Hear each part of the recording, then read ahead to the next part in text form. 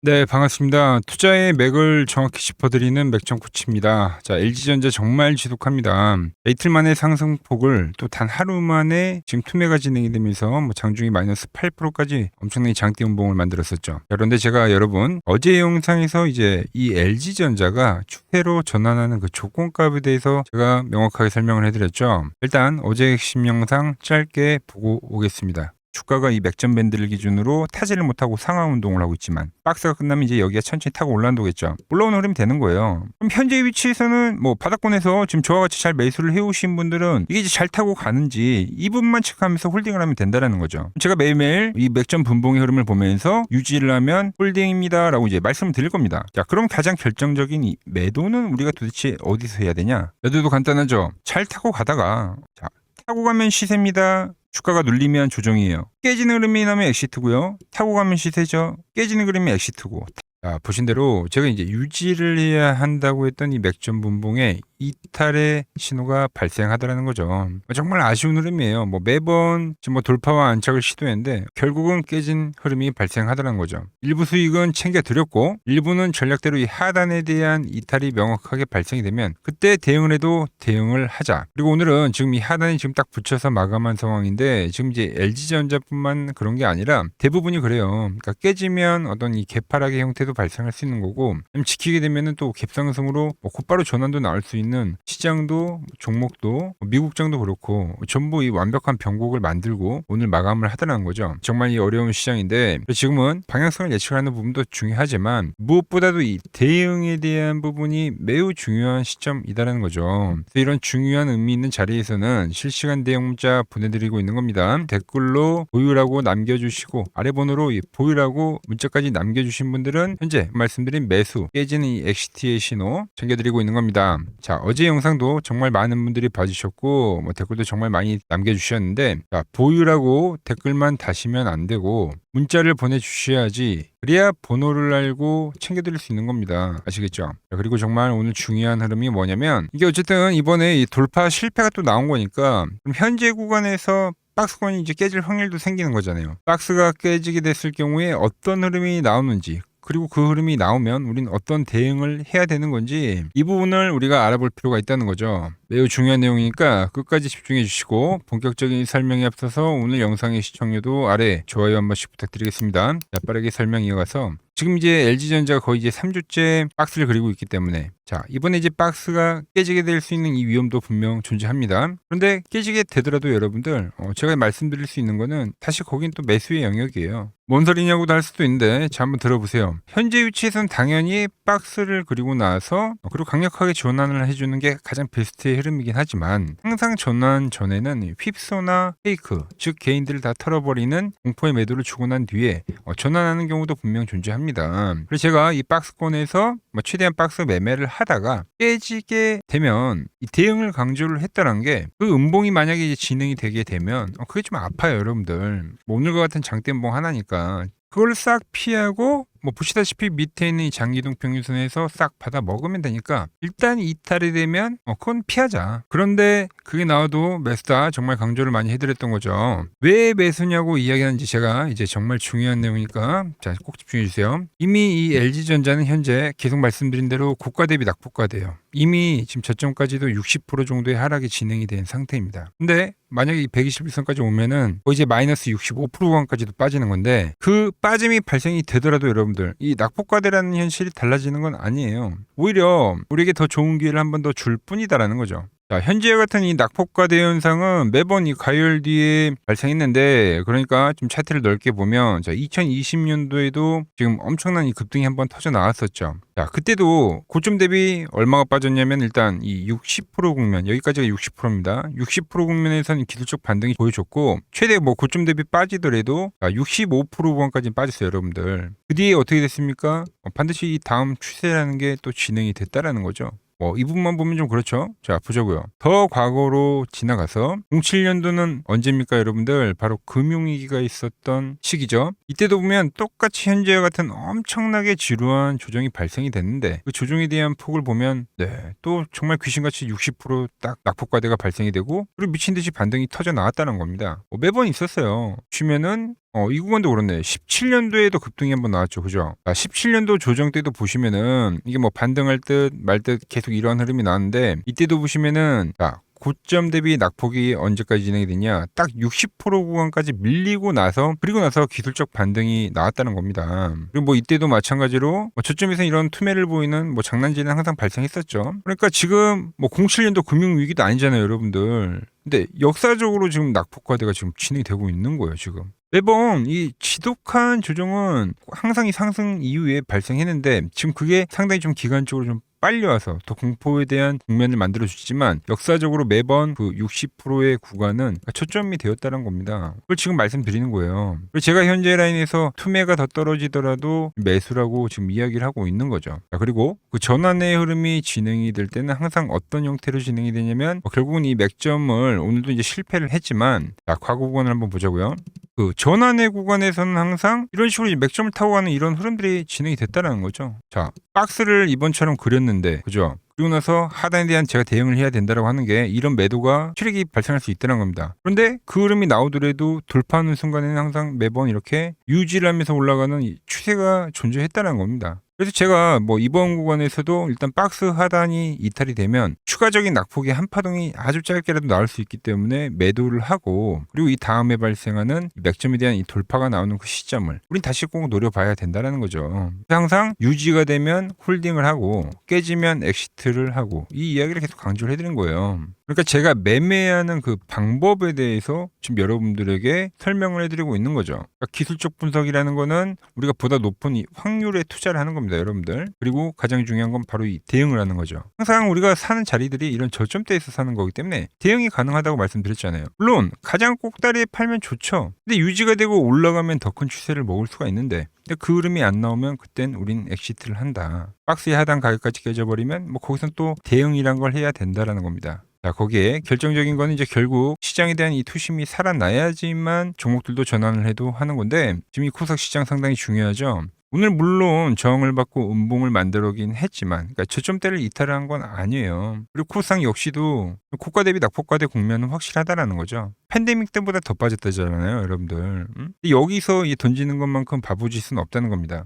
꼭 그 마지막에 나오는 이 공포를 못 이겨가지고 꼭 이 투매에 동참하는 경우가 생기는데 그래서 항상 이 올라온 자리에서는 포모가 발생에 대해서 고점 라인대에서 매수를 하게 되는 거고 항상 손절은 이 최저점 손절이 되는 겁니다. 이런 이 행동들이 반복이 되면 안 된다는 거예요. 그래서 말씀드리는 거는 시장도 종목도 국가 대비 낙폭과대인 건 분명하다는 거죠. 지금 구간에서 물론 당연히 바닥을 지키고 전환하는 게 가장 베스트긴 하지만 깨지는 흐름이 나오면 문자 보내드릴 겁니다. 그리고 예고해드린 그 바닥이 와서 매집을 하자고 할 거고 그 매도는 강하고 뭐 공포를 만들 수는 있지만 반등이 나올 때는 또 상당히 빠르게 진행이 될 거기 때문에 순간적으로 발생할 겁니다. 이 맥점이 다시 돌파되는 자리는 우리는 꼭 추세, 반등을 노려봐야 되는 구간이다라는 겁니다. 자, 그래서 제가 영상을 이제 업로드를 하는데 시간이 걸리기 때문에 여러분들이 영상을 보셨을 때는 뭐 이미 저점을 깨진 상황이 될 수도 있는 거고 우리 올라온 상황이 될 수도 있는 거예요. 결국 세력들한테 당하지 않고 우리가 한 발 빠르게 움직이려면 이 실시간 대응 방법 외에는 없다는 거죠. 좀 귀찮으시더라도 내 소중한 자산, 생명 같은 이 투자금을 지키는 일이기 때문에 실시간 매수 그리고 매도 신호 빠르게 받아보실 분들은 지금 이 화면 아래 번호 보이시죠? 010-6518-5019로 맥점이라고 문자 남겨주시면 제가 저점이 깨질 때 발생하는 이 매도의 신호, 그 투메디에 나올 이 매수 신호 신속하게 공유해 드리도록 하겠습니다. 실제로 이 맥점 차트를 통해서 제가 어떻게 매매를 하길래 그 고수들이 증정하던 키움증권 영운전에서 수상까지 했는지 여러분들이 이번 기회에 이 타점을 보기만 하셔도 정말 큰 공부가 될 거다라는 거죠. 왜 맥점 코치는 현재 이 LG전자가 추가적 매도가 떨어지더라도 그래도 이 낙폭과대 국면에서 이 급반등을 지금 현재 이야기하고 있는지 이런 부분 잘 참고하셔서 여러분들 실전 거래에 엄청난 이 기준이 잡히실 겁니다. 원래 키움증권 명예전당이 들어가면 상위 랭커들의 매매 내역은 보통 하루나 이틀 뒤에 나옵니다. 하지만 저는 그걸 지금 구독자님들께 매일 실시간으로 공유를 해드리고 있는 거죠. 도움 받아보실 분들은 이 아래 번호로 맥점이라고 두 글자 지금 바로 남겨주시면 됩니다. 자, 제가 지금 이 이론으로 지금 채널에 좋은 종목 소개를 많이 시켜드리고 있는데 한번 보자고요. 자, 대한강통신을 보면 어때요? 자, 돌파를 할 때 매수를 하고 추세를 타고 가면 이 구간은 홀딩이죠. 깨지면 분할로 수익 실현을 하고 다시 이 돌파가 되는 구간에서 매수를 하고 추세를 타면 홀딩이죠. 이 파동이 7,000원에서 무려 30,000원까지 올라갔던 파동입니다. 그러니까 상승은 먹고 조정은 싹 피하고 다시 상승을 먹는 거죠. 자, 대우건설도 마찬가지죠. 자, 돌파를 하면서 매수를 하고 추세를 타고 가면 홀딩입니다. 자, 깨지고 나서 분할 매도를 하고 이 조정을 충분히 본 뒤에 다시 이 돌파의 시그널이 나오면 뭐라고요? 매수죠. 그럼 이렇게 유지선을 타고 끝까지 한 파동이 올라간다는 겁니다. 깨지면 분할로 매도를 하고 이 대우건설 역시도 이게 8,000원에서 무려 40,000원까지 올라간 파동이에요. 상승과 조정과 상승의 파동을 정확히 이 맥점 분봉에선 보여준다라는 거죠. 자, 정말 재밌는 거는 제가 이 16만 원일 때 30만 원이 간다고 올려드렸던 이 삼성전자도 이게 시총이 적은 종목이 아니잖아요. 무려 1,700조가 되는 종목도 보시다시피 돌파에 대한 흐름이 나오면 이 추세를 유지를 하고 정말로 30만 원에 온 겁니다, 여러분들. 이게 16만 원일 때 제가 영상을 올려드리면서 말씀드린 거예요. 자, 정말 아쉬운 거는 제가 이 3개월 전에 그때 이 가온전선도 제가 같이 잡아드렸는데 맥점 차트 이 세력 매집 종목이라고 해서 자, 맥점 코치 가온전선이라고 치면 다 나오죠. 자, 대한전선 이런 건 조회수가 잘 나오는데 또 이렇게 가온전선 또 죽어버리더라고요. 근데 이 가온전선이 제일 폭등한 거예요. 자, 보시면은 제가 보는 이 맥점 차트에서 밴드에 대한 이탈이 단 한 번도 없이 유지를 하면서 폭등을 하다가 이게 얼마까지 갔습니까? 자, 10만 원도 안 됐던 이 밴드 라인에서 이게 60만 원까지 폭등을 하는 거예요. 영상 확인해 보시면 아시겠지만 한미반도체, 제주반도체 전부 다 이 맥점 밴드 하단 라인에서 제가 짚어드린 겁니다. 밴드를 타고 가는데 이런 종목들을 왜 파냐 이거죠. 자, 여전히 수많은 종목들이 이 맥점 밴드를 유지를 하면서 상승하는 종목이 많다는 겁니다. 자, 그리고 최근 부쩍이나 이 맥점 차트가 뭐냐고 물어보시는 분들이 많습니다. 자, 원리는 심플합니다. 자, 세력들은 은밀하게 이렇게 물량을 모아가는 매집 구간이 반드시 있습니다. 제 차트는 그 눈에 보이지 않는 매집 구간을 누구나 눈에 볼 수 있게 이렇게 직관적으로 색깔로 표시를 해놓은 거죠. 자, 그런데 아무리 차트가 좋아도 이 실전에서 통하지 않는다면 아무 소용이 없겠죠. 그래서 제가 이 맥점 차트를 들고 이 실전 투자 대회를 나갔습니다. 자, 국내에서는 가장 큰 대회죠. 그것도 상위권 수익을 꾸준히 낸 사람만 참여 가능한 이 키움증권 영웅전에 나갔습니다. 자, 1년에 한 번 열리고요. 제가 만든 차트로 전체 9등을 했습니다. 자, 맥점 코치라고 이렇게 이름이 적혀 있고 그리고 직인도 찍혀 있고 자, 2023 키움 영웅 결정전 전체 9등. 자, 손뭉치. 예, 손뭉치는 제가 키우는 강아지 이름입니다. 소미뭉치. 참 귀엽죠? 자, 혹시나 이래도 의심을 하시는 분들 계실까봐 그래서 제가 지금 바로 이 키움증권 사이트에 들어가서 명예의 전당에 들어가 보겠습니다. 자, 보시면 2023년도 1천대회 보이시죠? 조작할 수 없는 이 실제 키움증권 서버 화면이고 이 쟁쟁한 이 고수들 사이에서 당당하게 이 맥점 차트로 구의를 했다. 그러니까 쉽게 말해서 이 맥점 차트는 이 실전 투자에서 이미 검증을 마친 차트란 뜻입니다. 자, 이 차트를 대입해서 현재 많은 분들과 함께 수익을 만들어가고 있다는 거죠. 함께 하실 분들은 항상 열려 있으니까 이 아래의 번호로 맥점이라고 보내주시면 내일부터 문자 종목들 받아보실 수 있는 겁니다. 자, 마지막으로 시장 이야기를 더 해드리면은 지금 주식시장 보면은 엄청나게 이제 과열이 왔다 보니까 이제 끝물이 아닌가 불안하신 분들이 상당히 많더라고요. 뭐 최근에 주변에 뭐 돈을 다 잃었다는 소리는 들리고 시장 역시도 상당한 이 변동성 보이면서 지금 올라보다 보니까 다 팔고 도망쳐야 되나 고민이 되실 겁니다. 자, 결론부터 제가 좀 말씀드리면 자, 물론 2,000포인트에서부터 8,000포인트 적게 오른 건 아닙니다. 즉 시장이 과열이 맞긴 맞다는 거죠. 하지만 이 8,000포인트가 진짜 꼭지는 아니라는 겁니다. 자, 지금과 똑같은 시장이 이제 86년도 그리고 이 2000년도에 한번 있었습니다. 86년도는 산업혁명이었고요. 2000년도는 여러분들이 다 아는 이 IT 버블이었죠. 그런데 전 지금 시장은 이 86년도와 가깝다 이렇게 보고 있는 겁니다. 이 86년도 시장을 돌아보면 이때는 이제 전자화 시대의 시작이었습니다. 그러면서 어떤 종목들이 갔냐면 지금과 같은 이 기술주들이 엄청나게 가고 그 뒤에 이 인프라 쪽 건설, 철강, 뭐 조선 이런 쪽이 엄청나게 갔죠. 그리고 당연히 저금리 구간이었기 때문에 은행주도 갔고 그 뒤에는 증시도 엄청나게 상승하니까 증권도 오르더라는 겁니다. 그리고 이때가 뭐였죠? 이 3조 호황기였죠. 뭐 저금리, 저유가, 뭐 저달러. 자, 여기서 이제 딱 무릎을 치게 하는 거죠. 뭐 트럼프 때문에 저유가와 저달러, 거기에 이 저금리까지. 그리고 잘 보세요. 지금 이 26년도 시장은 뭐냐면 86년도에는 전자화 시대였다고 하면 지금 이 대-AI 시대죠. 주제는 바뀌었지만 그 흐름은 같다는 겁니다. 그러면서 지금 이 기술주들 가고 있고 그래서 제가 올해는 뭐 인프라 쪽을 계속 이야기를 하는 거고 은행 같은 경우는 지금 계속 점진적으로 계속 상승을 하고 있잖아요. 조용히. 그런데 이 86년도 시장이 상승세가 이 5년을 갔습니다. 5년을. 그런데 우리나라 지수 지금 어때요? 이제 고작 1년 좀 넘게 상승을 해주고 있는 거죠.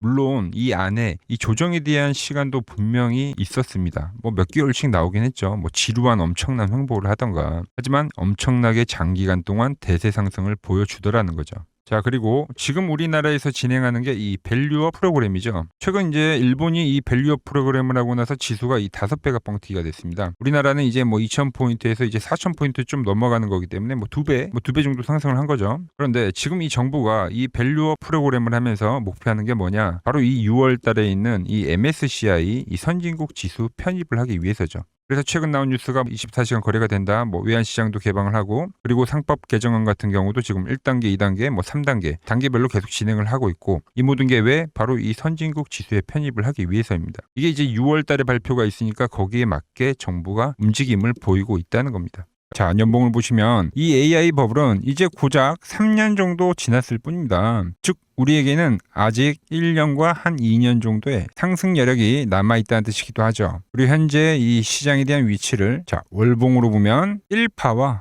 2파와 현재는 3파를 지나고 있다고 봅니다. 이런 식으로 올라오는 거죠. 자, 그런데 지금 이 한 차례 이 조정, 4파가 조정입니다. 조정 뒤에 앞으로 다가올 이 5파. 아직 이 5파가 남아 있다는 거예요. 자, 그리고 꼭지는 현재와 같은 이 상승론자들과 현재 이 조정론자들이 팽팽할 때 발생하지 않습니다. 진짜 위험한 폭락장은 언제 오냐면 모든 사람들이 이 환희에 가득 차서 돈을 싸들고 올 때죠. 자, 과거 버블의 이 정점들을 기억하시나요? 자, 닷컴 버블 때 그리고 2021년도 유동성 장세에서 이제 끝물에 헤드라인이 어땠는지 보시면은 회사를 다니면 바보다. 대박나서 뭐 퇴사가 속출했다. 전통적인 기업 가치 분석은 끝났다. 새로운 시대가 왔다는 등 그러니까 지금 안 사면 이 벼락거지가 된다는 뉴스들이 미디어를 엄청나게 도배를 했다는 거죠. 자, 시장의 마지막 개미들의 돈까지 싹 빨아들이기 위해서 온 세상의 뉴스가 이렇게 한이를 부추길 때 그때 꼭지이자 파산에 대한 시작이 되었다는 겁니다. 하지만 지금 어때요?